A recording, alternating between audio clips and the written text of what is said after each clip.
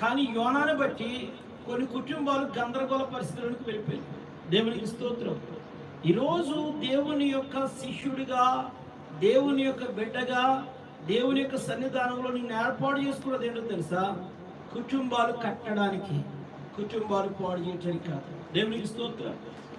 ఎప్పుడైతే తర్షీషు ఓడలో అడుగు పెట్టాడో, నినివే పట్టణపు వీధుల్లో అడుగు పెట్టడం మానేసి తర్షీషు ఓడలో ఎప్పుడైతే అడుగు పెట్టాడో ఆ ప్రాంతపు ప్రజలకి శ్రమ వచ్చింది. దేవునికి స్తోత్రం. నేను ఎందుకు ఈ మాట తెలియపరుస్తుంది తెలుసా?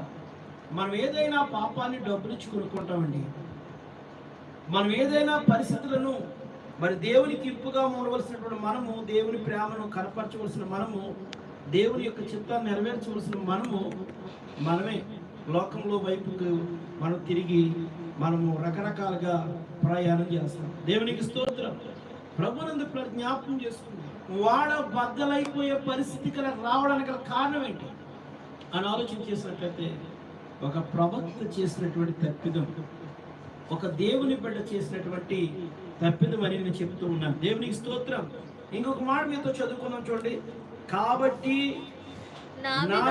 భయపడి ప్రతివాడు తన దేవతలను ప్రార్థించి ఓడ చులకన చేయుటకై అందులోని సరుకులను సముద్రంలో పారవేసి అప్పటికి యోనా ఓడ దిగువ భాగమునకు పోయి పండుకొని గాఢ నిద్రపోయి ఉండెను. వారి ఆస్తి ఏదైతే ఉందో ఆస్తి అంతా కూడా సముద్రంలో పడవలసిన పరిస్థితి వచ్చింది.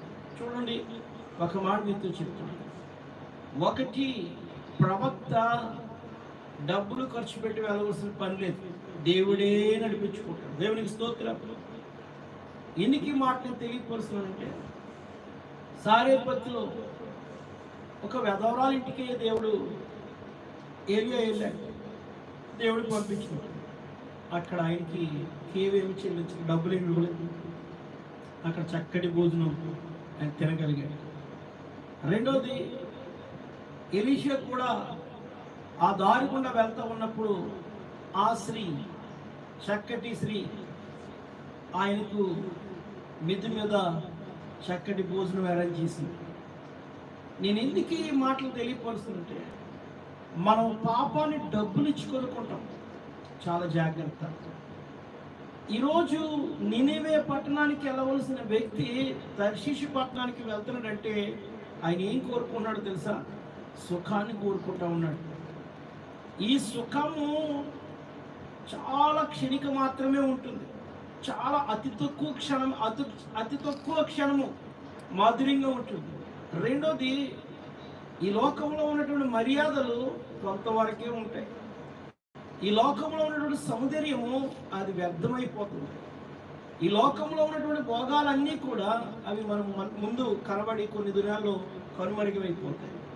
ఈరోజు ఒక మాట మీతో చెప్తున్నాను. ప్రవక్తకి ఇచ్చినటువంటి ఆలోచనలు దేవుడు నీకు ఇచ్చాడు. ప్రవక్తకి ఇచ్చినటువంటి పని దేవుడు నీకు ఇచ్చాడు. యోనా నుండి మనం ఈ రాత్రి నేర్చుకోవాల్సిన పాఠం ఏంటో తెలుసా? దేవుడు నిన్ను ఎక్కడికైతే పంపించాలని ఇష్టపడుతున్నాడో అది నీకు గ్రీన్ సిగ్నల్ చూపిస్తాడు. దేవునికి స్తోత్రం. ఆ జీవితంలో చాలా విషయాలు మీకు తెలియపరుస్తూ ఉన్నాను. ప్రభు గ్రీన్ సిగ్నల్ లేకుండా అడుగు పెడితే అది సక్సెస్ అవ్వదు. ఆమేన్.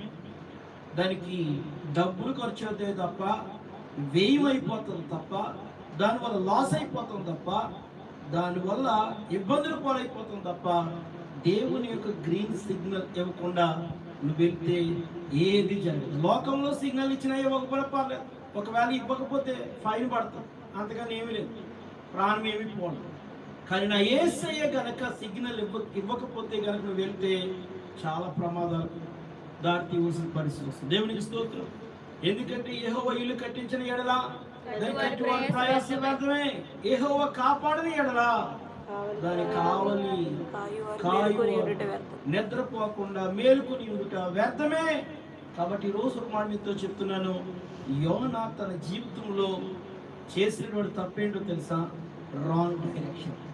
రాంగ్ డైరెక్షన్లోకి వెళ్ళిపోయాడు.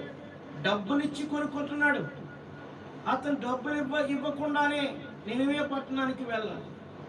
కానీ వెళ్ళడం మానేసి పాపాన్ని కొనుక్కునేవారు చాలా మంది ఈరోజు తయారైపోయారు. దేవునికి స్తోత్రం. అయితే ఒక మాట మీతో చెప్తున్నాను, ఆయన పాపాన్ని కొనుక్కున్న విధానం